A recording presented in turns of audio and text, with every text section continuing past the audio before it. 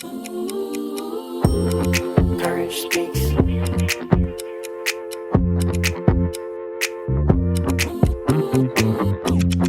Courage speaks.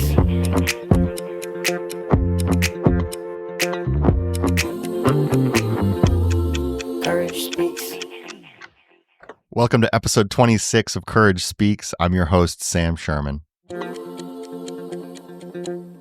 Courage Speaks is brought to you by Courage to Connect, an outpatient mental health center offering therapy, psychological testing, psychiatry, and dietitian services for all ages located on Chicago's North Shore.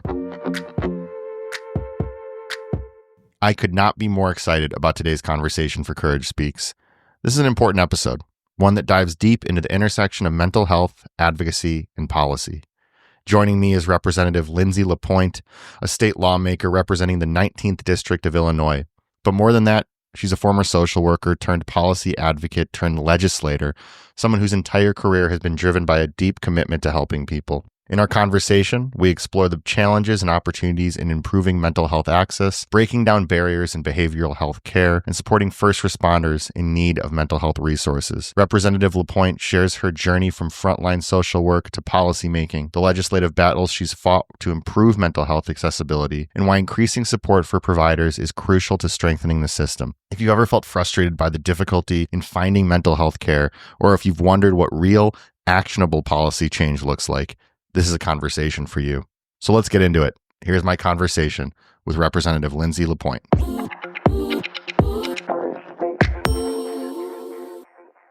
Representative Lindsey LaPointe, thank you so much for joining Courage Speaks. How are you doing today? I am doing pretty good, Sam, and I'm just really happy to be here and grateful that your podcast exists. Well, thank you for saying that. And I feel grateful that you exist as somebody that's in your position with the background that you have. I wanted to tell you that we were just talking a little bit before we started officially recording here about kind of the different kinds of guests that I have the opportunity to talk to for this show and reach out to. And your name came up as somebody that I found who I'm always sort of looking at people doing really amazing things in the world of mental health and destigmatization and advocacy and accessibility. And somebody like yourself, who of course represents the 19th District in the state of Illinois, being in a position in politics is always an interesting one to sort of see the ways that we can sort of move the needle or see in the little or big ways that the needle can be moved as far as mental health accessibility and so many other areas. And as I came across your name and the work that you've done, I was very unsurprised to see that your background, that you do have social work in your background. And so I'd love for you to kind of take a second to, or as much time as you'd like, to sort of share with our listeners a little bit about your background, specifically being somebody who has a background in social work and then ended up as a state representative and kind of your origin story, I like to say. Happy to share that. And what I frequently say to people is that I am a social worker turned policy advocate turned state representative. And all of that makes sense. I always wanted to help people. And in some ways that sounds trite, but for many of us, it's just true. We are motivated to help people. And although growing up and in high school and even college, the field of social work was not, the field itself was not something that was illuminated to me. But I will say at the same time, my mom was a social worker for a bunch of my childhood. And even though I didn't fully know what that was, I did know that she was helping people. And she also went to therapy herself. So growing up, I was in an environment that helped destigmatize mental health because I would hear my mom say, "Oh, I'm going to group." And I didn't fully understand what group was, but I knew it was a place where she leaned on others and came back in a better mood, frankly. So after college, I ended up working at a group home for kids with special needs. And this was back in my home state of Maine. Mhm. And it was really hard work. It was very underpaid work. I made $9.40 an hour. And this was 21 years ago, but still $9.40 an hour for somebody with a bachelor's degree doing really important work in a Right. group for kids. That is no question. That's underpaid. Mhm. The work was hard but incredible. And it really opened my eyes to how we, quote unquote, do mental health in this country for kids with very acute needs. And it was very striking to my 23-year-old self that we remove kids from their home and put them in a group with a whole bunch of other kids who have severe issues. And treatment plans were very reliant on insurance status and a diagnosis. And that was just so striking to me. And it started me down the path of thinking about bigger picture change. And I have always valued the direct service work. And I went on to work in childcare assistance and after school programming and working as a case manager for folks who are experiencing homelessness. And I loved all that work, but I always walked away thinking, wow, we've got a lot of big picture systemic change to make so our human service and mental health system can operate in a way that far better helps people. Mhm. And I was motivated to move into that policy realm. And I got my master's in social work at the Jane Addams College of Social Work at UIC. And this was about 12, 13 years ago. I never pictured myself going into politics, or especially in Chicago, Cook County, Illinois, which Sure. can be an intimidating place with some baggage, shall we say. But as I was moving along in my policy career, it became very clear to me that the Illinois General Assembly in particular, that does state policy, works on the issues I care about the most, like human services, mental health, public education, public safety. And I just had to keep exploring that. And so here I am, 21 years after I entered that group home for kids with special needs as a state rep, and grateful to be chair of the Mental Health and Addiction Committee, and grateful to be considered a leader on behavioral health access and affordability in our state. Well, that's one of the things that, and I appreciate you sharing your background there. That's one of the things that really jumps out when researching you and seeing the work that you've done across your career. But you were somebody that really jumped right in, and it seemed like was able to. It's interesting the note that you said where like the General Assembly there was the opportunity to do the work that you were interested in working on and working toward change and everything. And you really got to it in terms of like the different committees that you work on, the different bills that you worked on, everything like that.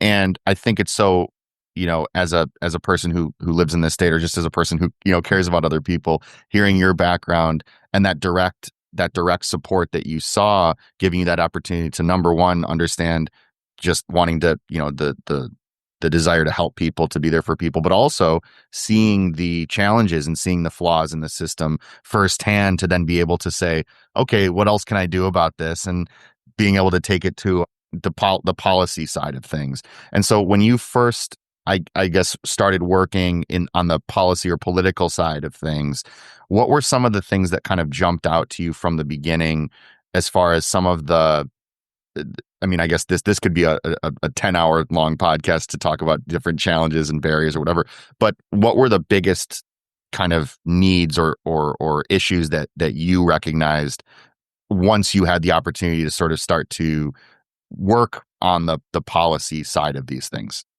Yeah, that's a great question. And I'm going to answer that very specific to Mhm. behavioral health access and Please. affordability. Yeah. And when I say behavioral health, I use that term to be a bit more expansive than just mental health. So I like to explain, for me, when I use the term behavioral health, means mental health, addiction, recovery, harm reduction, and trauma support. So it's a much more comprehensive term, and lots of those things are intertwined in people's lives and in our communities. So when I really started digging deep on behavioral health access, some of the unresolved issues that really stood out to me are they're kind of in the weeds, so bear with me here. But at the end of the day, even though insurance is supposed to cover behavioral health, and when I say insurance, I'm talking about all kinds: Medicare, Medicaid, commercial insurance, and even though we have strong parity laws on the books at the federal and the state level, there are still significant barriers to people being able to pick up the phone and make a timely appointment with any therapist. I'm going to use therapy just as an example, let alone a therapist that shares some life experience or perhaps a shared ethnicity or religion or sexual orientation as the person in need.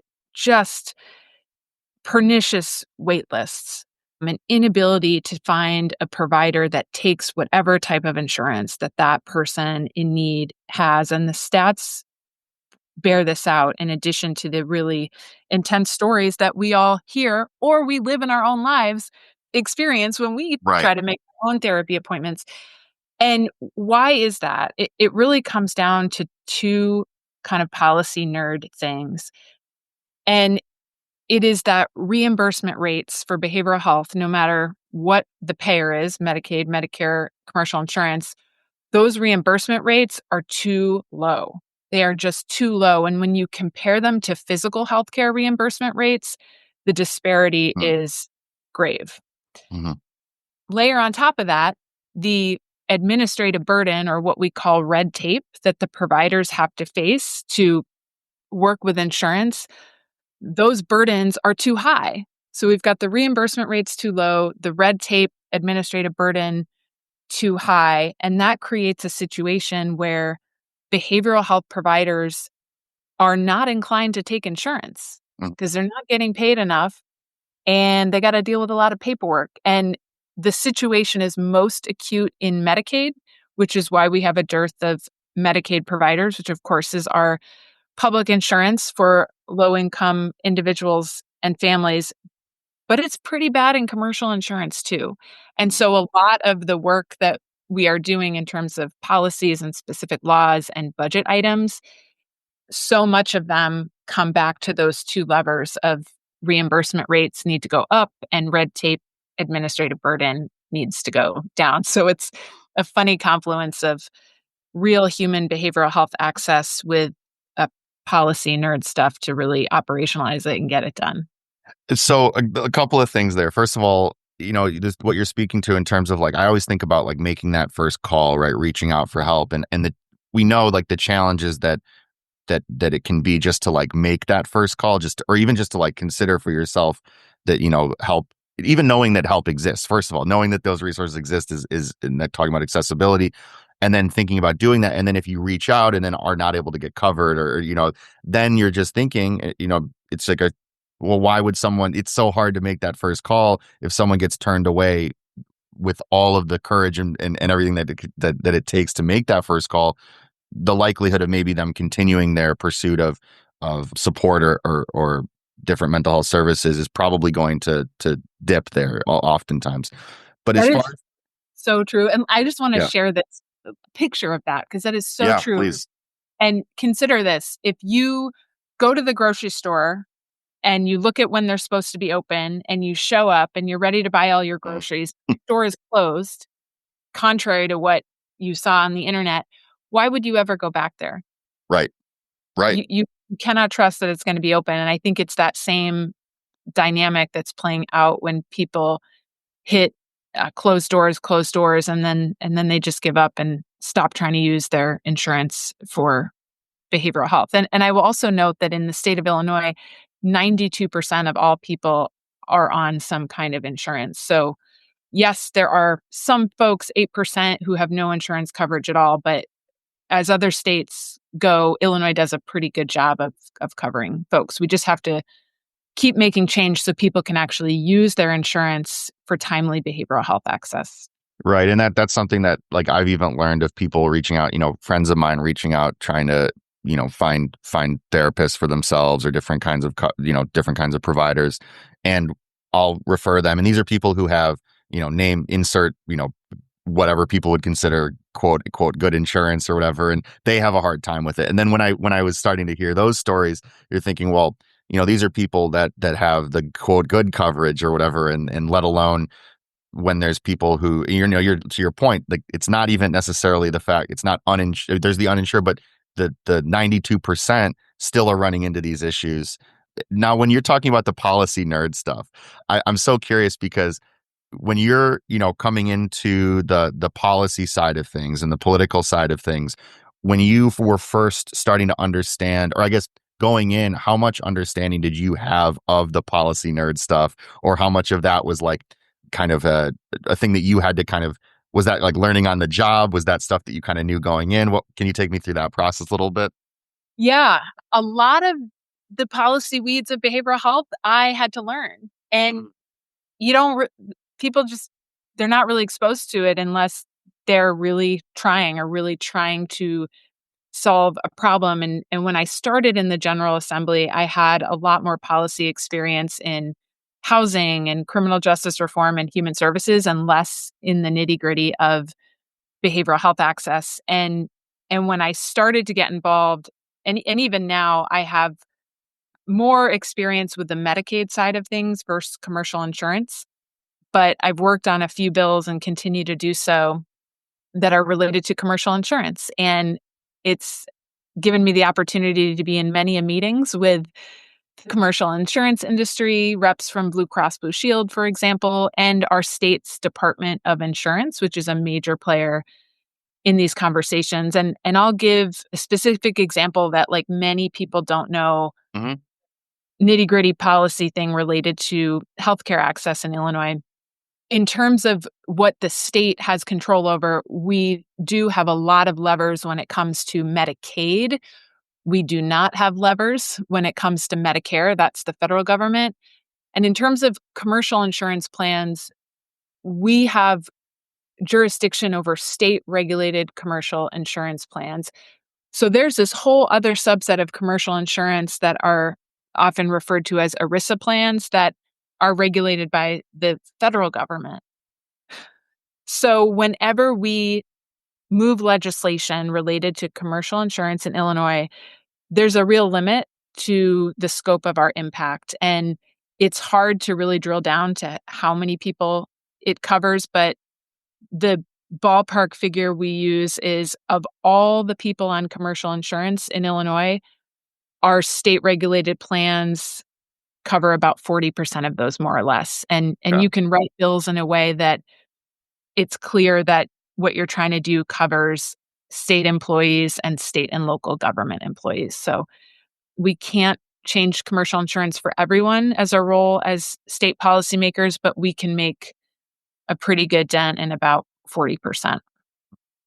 Was that so? Even in listening to that, is that something that you find? Because I could sort of see this going in a couple different ways. Where when you realize that, like, you could, the reality is that there is a relatively limited scope of impact, just in terms of like the people and the, everything like that, like 40%. But was that something that, or is that ever something that feels? Because again, on one hand, I see it very much like, well, you're directly helping and impacting people and have the opportunity to continue to do that. But on the other hand, does the limited aspect of that ever feel discouraging in a way? Because again, I could see it both ways. I kind of know what I would probably lean toward in terms of like the opportunities that are there, but I'm just curious. Yeah, I mean, we all have our moments when Sure. we Yeah. feel discouraged, especially at moments in time like this one when it feels like Mm, DC is an especially difficult place to make good change for people. mhm. But it doesn't discourage me. It does not discourage me in terms of making an impact on people's lives. But what I find challenging is just explaining it to people. As a policymaker, I pay lots of attention to implementation, more than many of my colleagues, because I feel like that's where the rubber meets the road. And I shy away from grandiose talking points that make people feel good, that don't pay attention to how something's going to play out on the ground. And so how we talk about healthcare policy can be a challenge for me, because I don't want to mislead people and say, this is going to provide everyone access to one no cost, no diagnosis mental health and wellness visit a year, because it won't.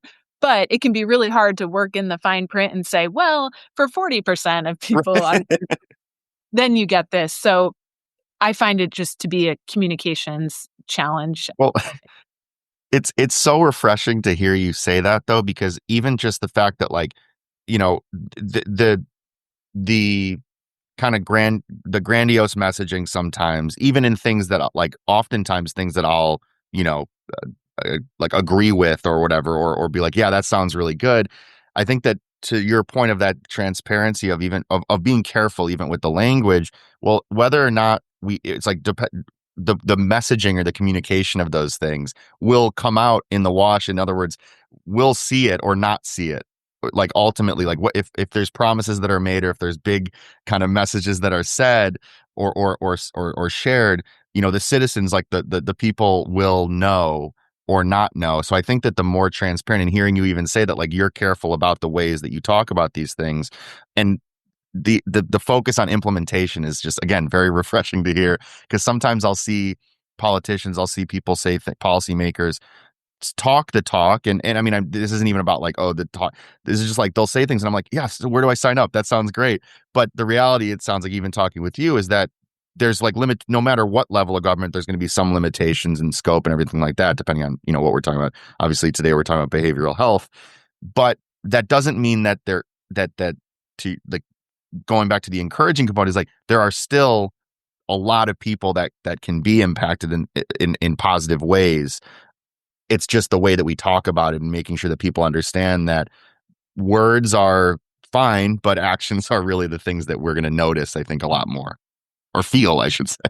That is so true. And then that, if people actually see and feel and experience the results of a policy change and have some awareness, it really helps with people trusting government, which I think is a raging problem in this country for a variety of reasons. The one other thing I want to say about the impact that we can have, and this is not something that I knew explicitly until somewhat recently, because it's all on the front burner right now, but Medicaid, which is a joint state federal program that we have a fair amount of power on in Illinois. We get to decide as policymakers what services Medicaid covers, and we play a role in deciding what that reimbursement rate is for the providers. And for most of Medicaid, the federal government will match what the state pays by 50%. Okay. Some of Medicaid, it's up to 90%. But Medicaid is the biggest funder of behavioral health in the state of Illinois, which is really illuminating when you think about it. There are about, ballpark, somewhere between 3.5 and like 3.9 million people in Illinois that are on Medicaid. And it's about 20% of our state budget. This is a program that, we do expend a fair amount of state dollars on it, but we also get back a ton of money from the federal government.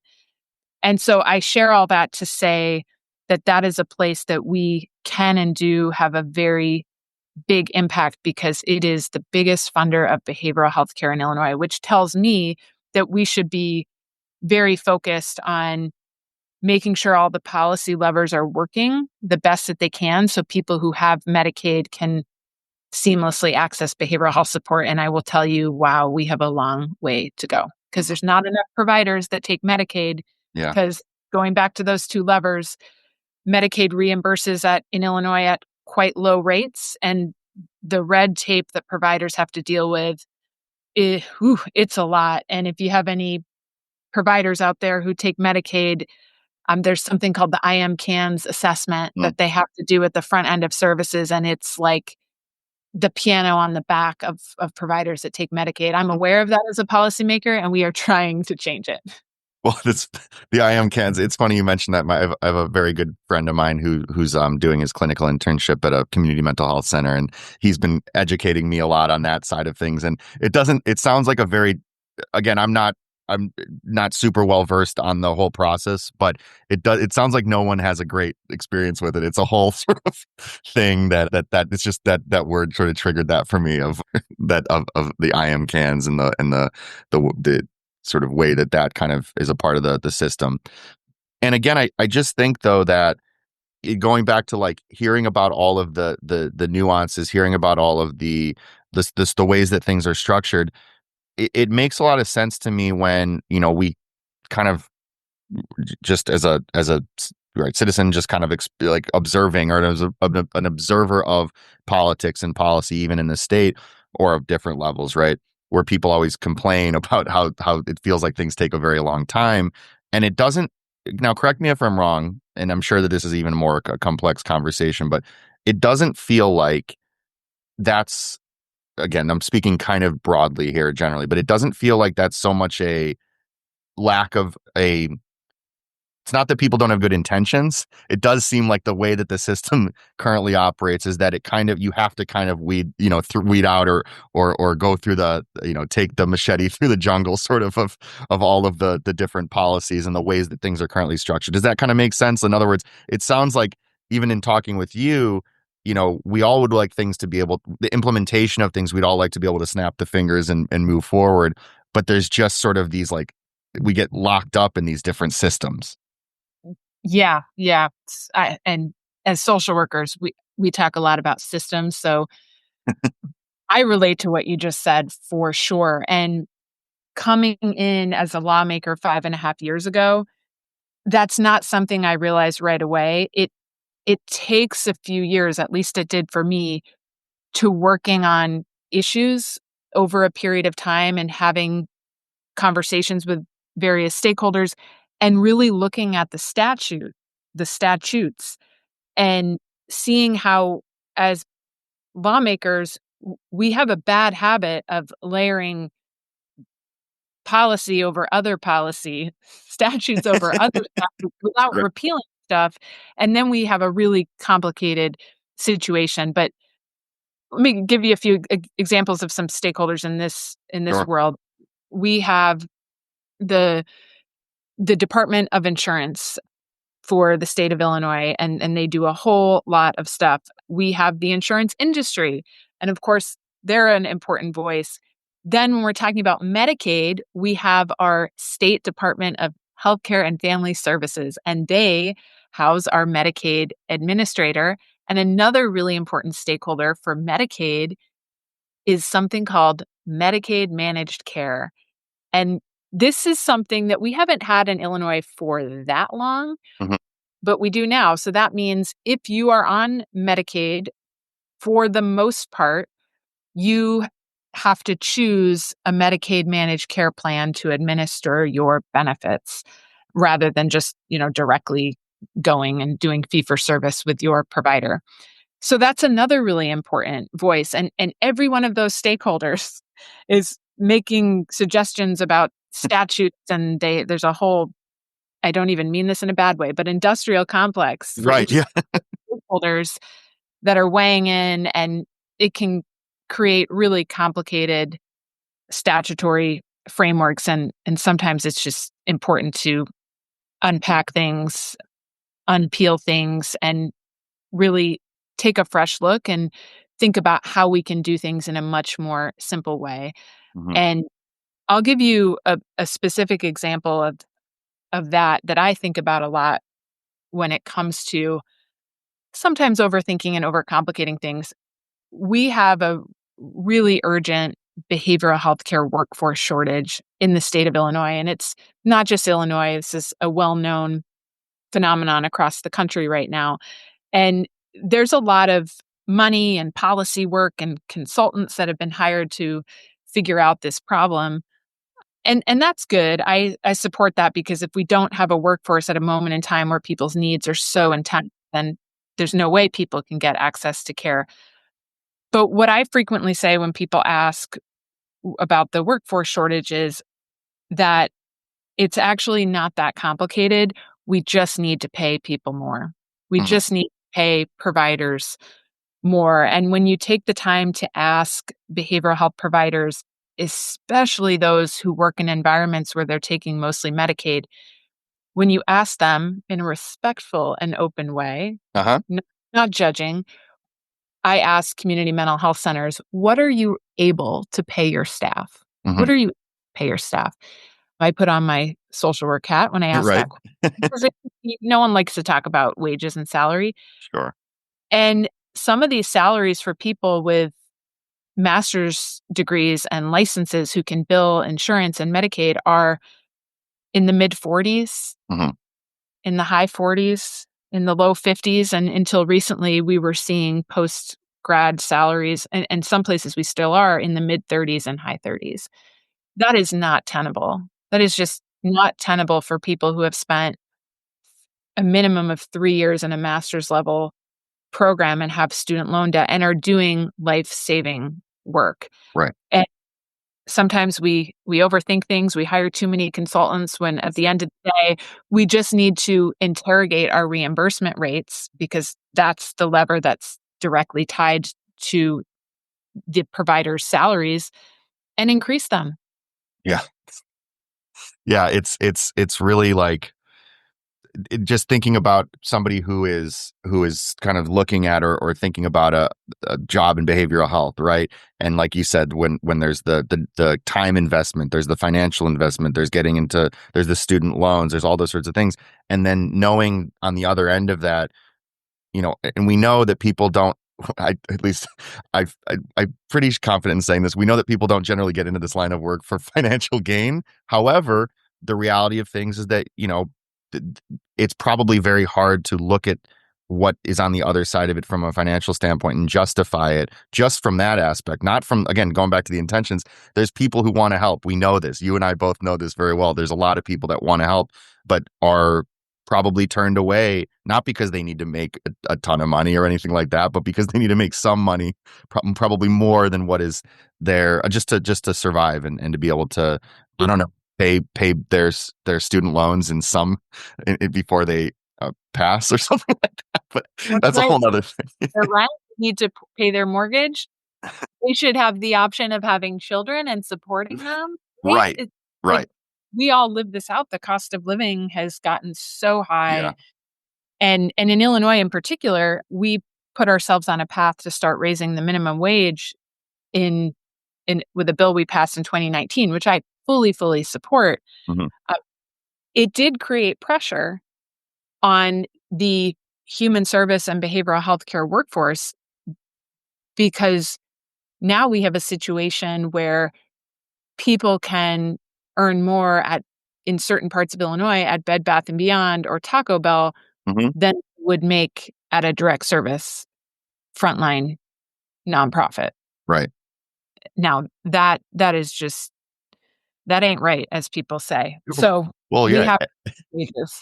And it does go back to where it's like you can bring in, I think to your point, you could bring in all of the consultants in the world and ultimately, I mean, the irony of that, right? Or maybe irony, I don't know, but it's like just take the money that you're giving to the consultants and give it to or put it into the infrastructure to be able to get into the levers, right? I'm going to be thinking about that word levers a lot. Yeah.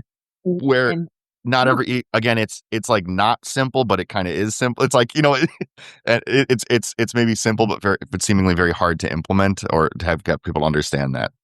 Yeah. And I deeply appreciate your comment about just shifting the money from consultants to the people who are actually doing the work, because that's something I've said a lot in many meetings. And one of my frustrations is that I've seen a few different times that we pay consultants and they do good work that is data driven, that is very important for policymakers. But we're often in situations where we pay consultants to tell us what to do and to make a good case for something like raising wages. And then we proceed not to do it. Well, right. Yeah. It's like, oh, that's a good idea, but we're not going to do it, but that's a good idea.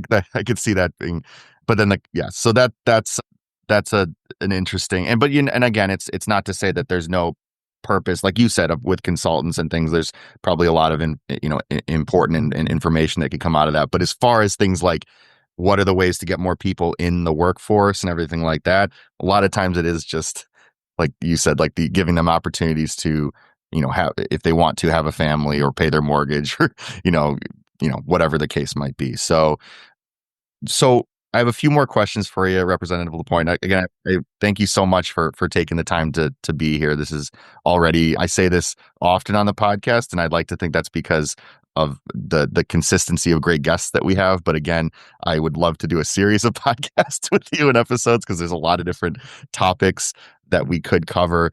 A couple of the pieces of work that you've really, the areas that you've worked on and focused on here in Illinois have been around mental health access for first responders. Can you talk to me a little bit about kind of that specific focus and kind of when that started and what that's kind of developed into? Yeah, absolutely. It is such an urgent issue. And, I've long known that mental health access has been challenging for lots of folks and stigma exists for lots of folks, but first responders who tend to be overpopulated by males, it's even more of a challenge, and the needs are really high. Our first responders are exposed to trauma every single day, and they bring that home to their families, and we do not give them a lot of tools to deal with it. Hmm. So we have to really look hard at what we can do, and we have done some things. And one there's many reasons why this is extra challenging for first responders, but one is for police is simply related to maintaining access to a FOID card. Right. And we have laws on the books which I think are actually good. There can always be changes, but I agree with the fundamental premise Hmm. that if you go to inpatient mental health treatment, whether that's a voluntary pathway or an involuntary commitment, you do lose access to your FOID card. Hmm. And there's a 5-year waiting period, and there's a very specific mechanism to get it back. But that's something that first responders, police, they're aware of that.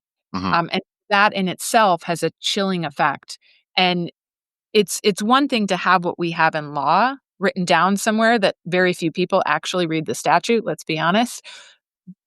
But just the fact that that exists, I am sure that there are many first responders out there who don't have 100% grasp on what the law actually says. And so Right. it has a chilling effect on seeking any type Yeah. of mental health support, which we know is a vast spectrum. Yes. Yes. Group therapy, individual therapy, peer support on one end, all the way to an inpatient Mm. involuntary commitment. So that continues, real good, strong behavioral health support for our first responders continues to be an issue. We did pass a bill this past spring, actually two bills related to first responder mental health.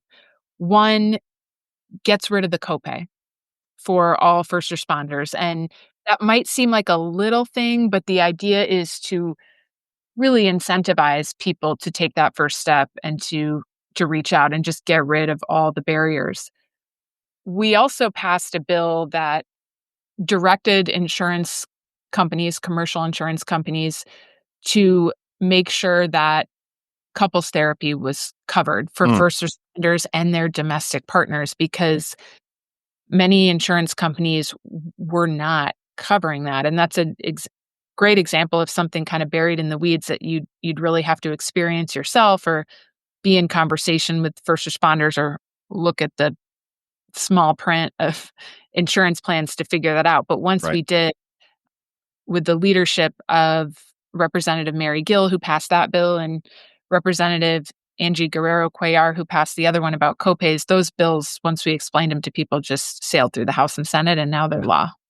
Just like that. And again, that's just like talking to people, right? Talking to those first responders, understanding and actually reading the fine print of these policies and understanding that, it doesn't mean that that we can always like realistically enact change as a result of just like reading the fine print, but we can't unless we do.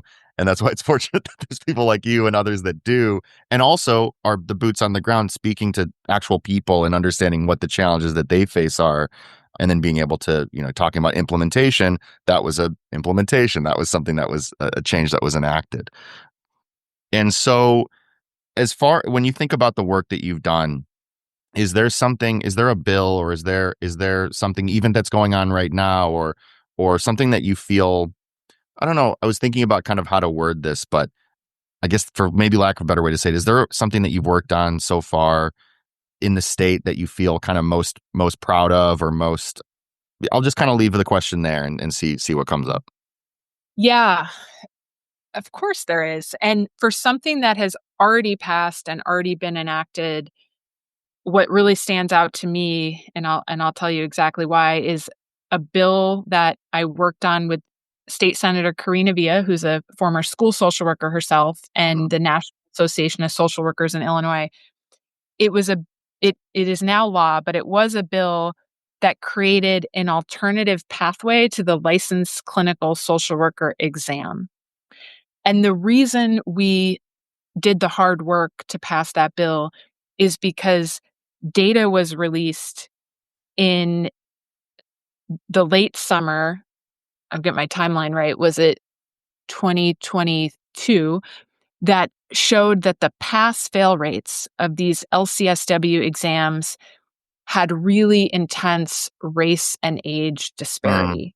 Mm-hmm. And just for orientation, these are exams that aspiring social workers take after they've got a master's degree, after they've done 2 internships, after they've accrued a significant number of hours under the supervision of a licensed clinical social worker. So this is like the cherry on top that's extremely important at the end of a long, long road. And the data was so clear that the exam is biased. Wow. I mean, that is just something that was not acceptable to us. It's no secret that the behavioral health workforce is predominantly white, and we're starting to make Mhm. change. That needs to continue to change. But the data for that test showed that if you were a white woman, you were the pass rate of first-time test takers was 82%. If you were a Black man, the pass rate for the first time you're taking the test was 42%. Wow. And the reason for those numbers has nothing to do with Right. obvious Black men being less capable. We need them in the field desperately. It is a Mm. bias test. And so we passed a bill to create an alternative where people could accrue more hours under supervision. But there was a grandfather clause in the bill where if you could show that you have actually already accrued those additional hours, you've already taken the test at least once and failed, starting January 1st, 2024, you could move forward and get licensed under this alternative model. And I am so proud that in the first year of this bill for calendar year 2024, about 520 new licensed clinical social workers are now in the world in Illinois because of this Wow. bill. And those are all folks that are doing incredible work. Mm-hmm. They're billing insurance, they're providing life-saving support to people. And odds are they wouldn't be doing that if it weren't for this bill. That's unbelievable. I mean, well, and actually, it is believable. It happened. You did. I think you did it. You and your colleagues did it. And I think that just thinking about the fact that like those are the sorts of things, this has been really in my head this entire conversation. And again, it's such a privilege to be able to talk to you because I think especially now and well, really especially now, but for a long time, people think about, I'll just speak for myself, it can be so discouraging thinking about, politics or policymakers at the highest levels. I won't even go into specific details. I think anybody listening to this podcast existing right now would know things could understand what I'm talking about. But it feels like, is there anybody that really is doing this work that cares to a point of like cares about the people, right? Cares about the citizens, cares about the day-to-day individuals. And when I get to speak to somebody like you and hearing that you and your colleagues are, there's people that are really like, it can feel like who's out there doing this work, and is there anybody out there doing this work?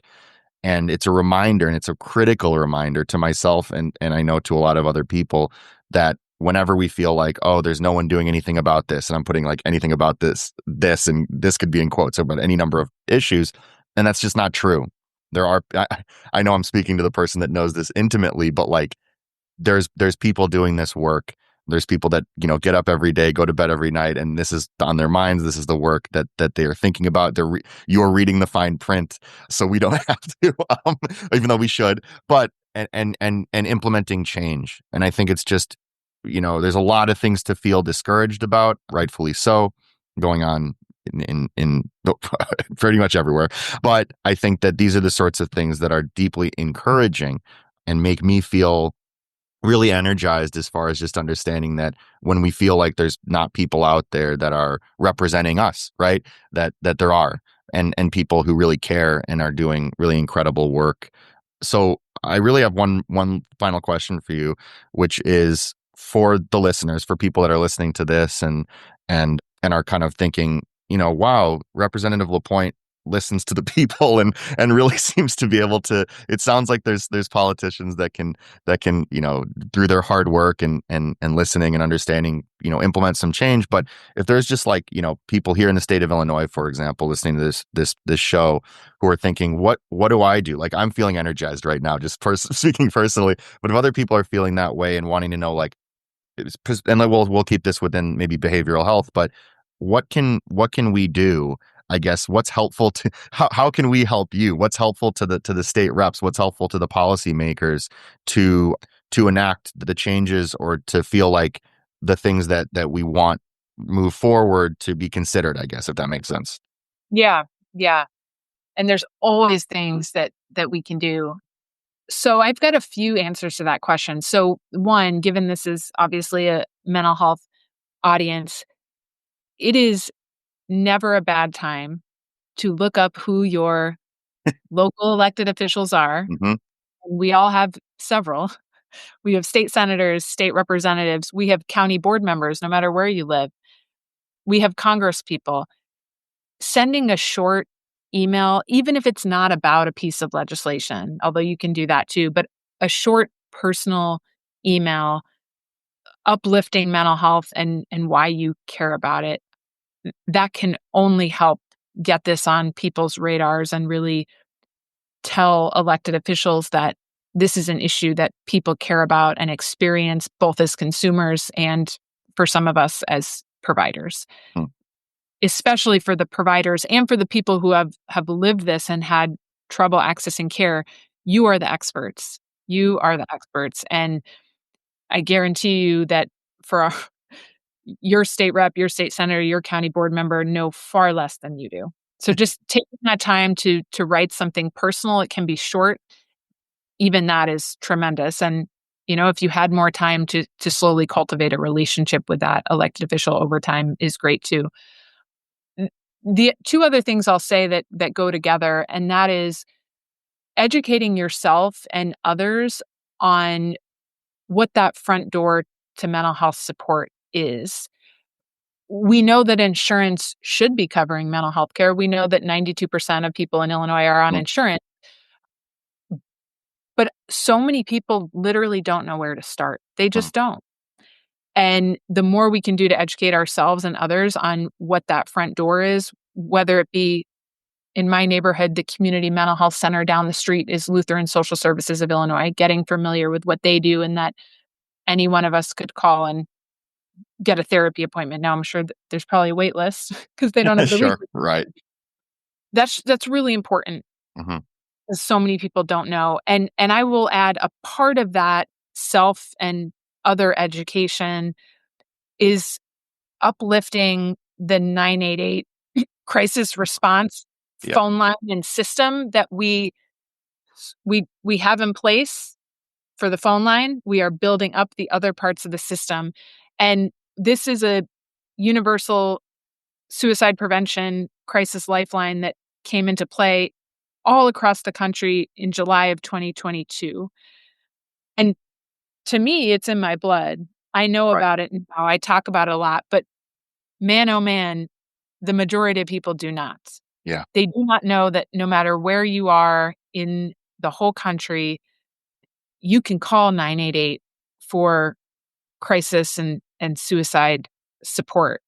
And that's tremendous. We didn't have in that easy to use universal way up until a few years ago.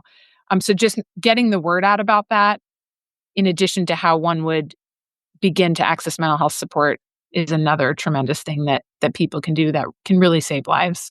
No, it's critical, and I think too, it's just it's one of those things that, like, these things should be, going back to what we were talking about earlier, where the difficulty in just like reaching out or even knowing that these things exist. First, we have to continue to build that awareness and the understanding that this education around that these things exist, but also making them really I don't know how else to say it than like literally as easy as possible, right, to access. There's enough that's going to be challenging, probably no matter what at some point through this, but dialing 988, right? These are the sorts of things where it's just like, these are the things that for as difficult as it is to make the call, or as difficult as it is to reach out for different kinds of services, the easier that these can be, the more that we bring the barriers and the challenges down, I think are so critical. Representative Lindsey LaPointe, thank you so much again for joining Courage Speaks. I hope to be able to get the opportunity to speak to you in the future, but in the meantime, thank you so much for the work that you do. As somebody that lives in the state, as somebody that's a mental health provider myself, this just a person who likes to think that I care. I really feel to be a privilege to be able to speak with you and hear about the work that you do. And thank you again. My pleasure, Sam. Thanks for having me on, but more importantly, thanks for providing a platform for people to talk about mental health access. Really appreciate your work. Thank you. Thanks as always to John Marikoski for writing and producing our beautiful theme music. And thank you again to Representative LaPointe for just another awesome conversation. Thank you for tuning into Courage Speaks. We want to remind our listeners that the information and discussions presented in this podcast are intended solely for educational purposes. The content provided is not a substitute for professional medical advice, diagnosis, or treatment. It's important to consult with qualified mental health professionals or healthcare providers for personalized guidance regarding your individual situation. While we strive to provide accurate and up-to-date information, the field of mental health is complex and ever-evolving.